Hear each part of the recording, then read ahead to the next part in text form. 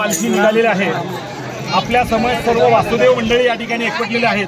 खरं तर ही छत्रपती शिवरायांच्या काळापासून चालत आलेली ही परंपरा पुढे नेत असताना ही वासुदेवांची परंपरा अनेक वर्ष पुढे टिकावी यासाठी ही मंडळी कार्यरत आहेत।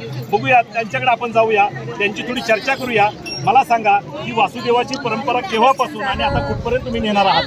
ही जी वासुदेवांची परंपरा आहे जी शिवाजी महाराजांच्या काळापासून परंपरा आलेली 400 वर्षापूर्वी एकनाथ महाराज पैठणकर यांनी वासुदेव भारुडात आणलेले आणि यांच्यापासून ही परंपरा लोककला चाललेली। भारुडात वासुदेवांना आणलेले एकनाथ महाराज पैठणकर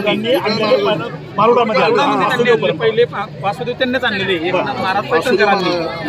शिवाजी महाराज काळापासून ही परंपरा चालू झालेली। ही परंपरा आता लोककला जे ते पावत चाललेले, आता दुर्मिळवत चाललेले। काही भागामध्ये वासुदेव दिसत नाही आणि काही दिवसांनी वासुदेव फक्त टीव्हीतच बघायला भेटणार आहे, दुसरीकडे बघायला भेटणार नाही। दुसरा एक मला त्याला जोडून एक प्रश्न विचारायचा आहे। आता हे तुम्ही पूर्ण पंढरपूरपर्यंत पायी चालणार? हो, वर्षानुवर्ष आमची पायी दिंडीच असते। बरं, तुमचा दिनक्रम साधारणतः तुम्हाला स्पेशल तुमची दिंडी पालखी वगैरे असं सोहळा काय वेगळा आहे का?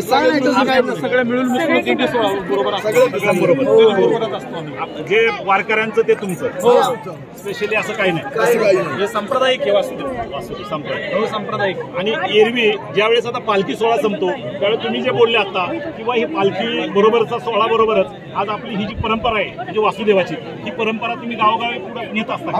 गावोगावी आम्ही नेहमी नेत असतो। ही वासुदेवांची अशी लोककला आहे म्हटली की पालखीला जे वासुदेव येतात पालखीशिवाय वासुदेवाला पालखी शोभा नाही, वासुदेवाला पालखीशिवाय शोभा नाही।